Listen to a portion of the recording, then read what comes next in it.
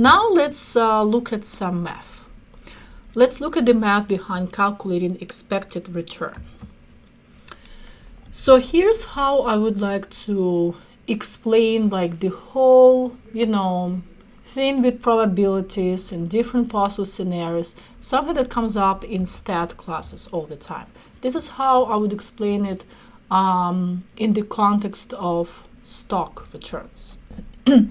So let's say you believe that next year's returns for some company's stock will be similar to what they were like over the last 10 years, right? So you're kind of saying that, okay, let's just, extrapolate the trend from the last, most recent years and say that, okay, it's going to be roughly the same as it was in the last several years. We're going to see something similar to that in the next couple of years. So let's say we are looking back at the last 10 years between 2009 and 2018. And the returns were 2%, then 5%, then 2%, then negative 1%, 5%, 2%, 2%, 2%, 5%, minus 1%. I kind of placed them more or less randomly.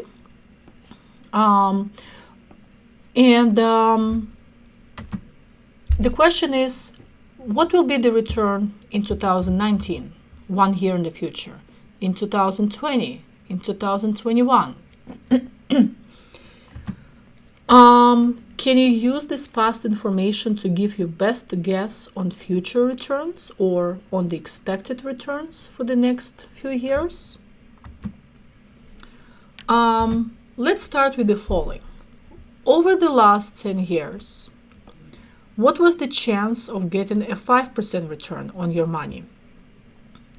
Or a 2% return on your money? Or losing 1% of your money in 1 year? The chance of getting 5% is, so that happened 3 times in 3 different years, in 3 out of 10 years. 3 out of 10 years equals 3 divided by 10, or 30%. So there was a 30% chance of making 5% more money on your stock investment over 1 year during the last 10 years.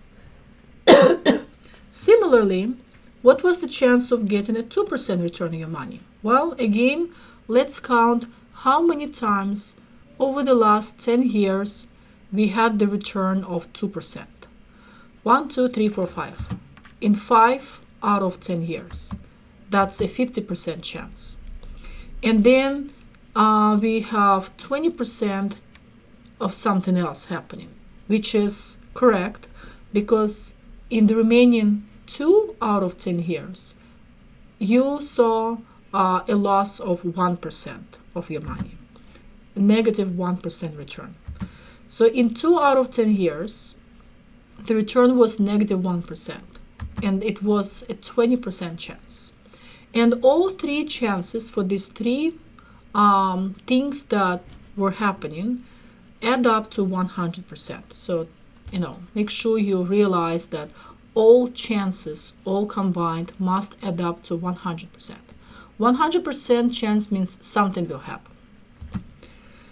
Next question. What is your best guess for the returns in future years? It probably makes sense to say that whatever the return we expect to get in the year 2019 will reflect what occurred in the last 10 years. So kind of 3 portions of the 3 out of 10 portions of the return will reflect the 30% chance of getting a 5% return. 5 out of 10 portions of it reflect a 50% chance of getting a 2% return. And the remaining 2 out of 10 portions will somehow contain the information on the possibility of losing 1% of your money, right?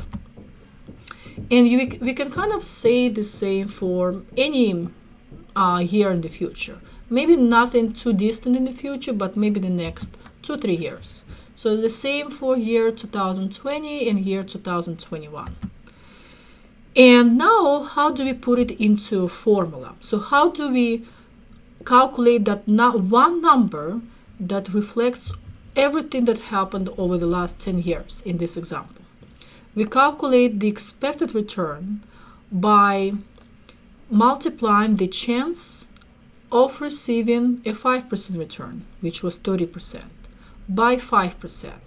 Then we add the chance of receiving a 2% return, which is 50%, by 2%, the product, right, of the two. And then we add the product of the chance of losing 1% and a negative 1% return. So 30% times 5% plus 50% times 2% plus 20% times negative 1%. And that equals 2.3%. That's our expected return for year 2019. And you can probably say that that's also what you expect in the couple of years after 2019. In this expected return calculation, you can also write everything in decimals. 0.3 times 0.05 plus so on. It doesn't really matter.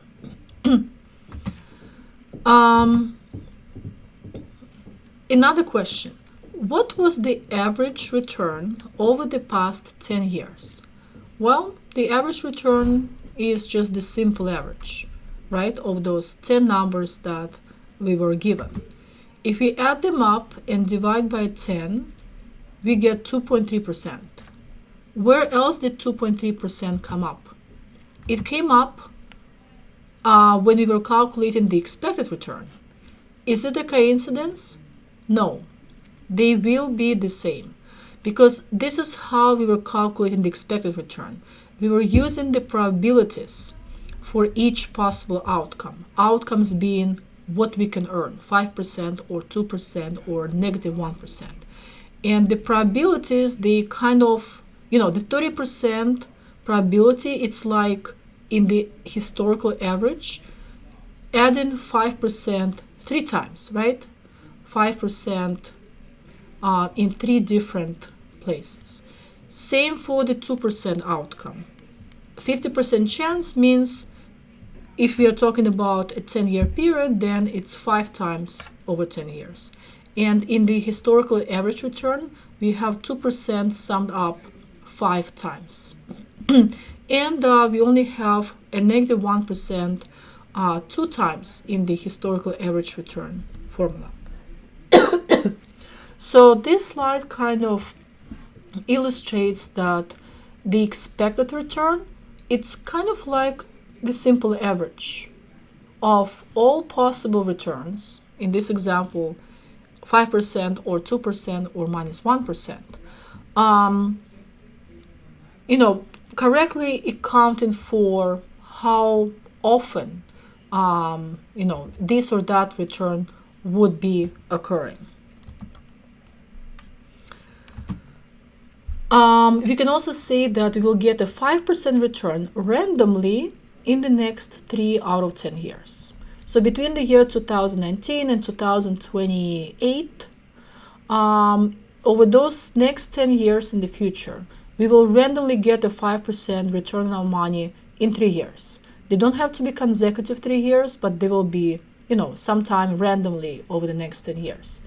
Also randomly in the next 5 out of 10 years, we will make only a 2% return.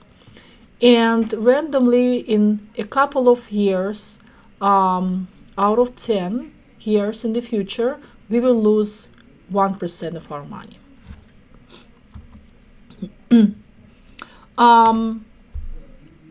So it looks maybe a little bit complicated, just the kind of math that went into calculating the 2.3% expected return. But this is my way of explaining like the whole, what's possible and how likely it is to occur.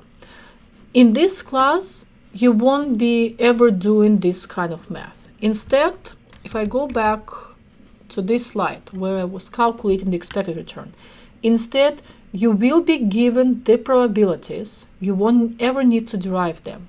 And you will be multiplying the probabilities by the possible returns, which is also something that will be always given.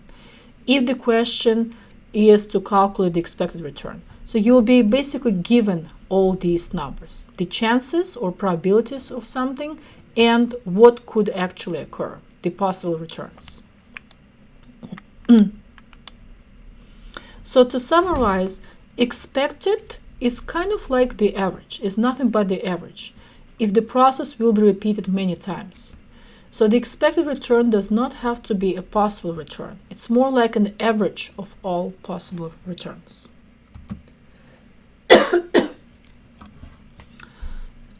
In this example that we just looked at, we had 3 states of the economy. That's the term often used in finance to mean the same thing as outcome or an actual event that may occur. What were the 3 states of the economy in our example? The first state of the economy was getting a 5% return, and the probability of that was 30%. And the second and the third states of the economy were getting a 2% return or getting a negative 1% return. And their respective probabilities were 50% and 20%.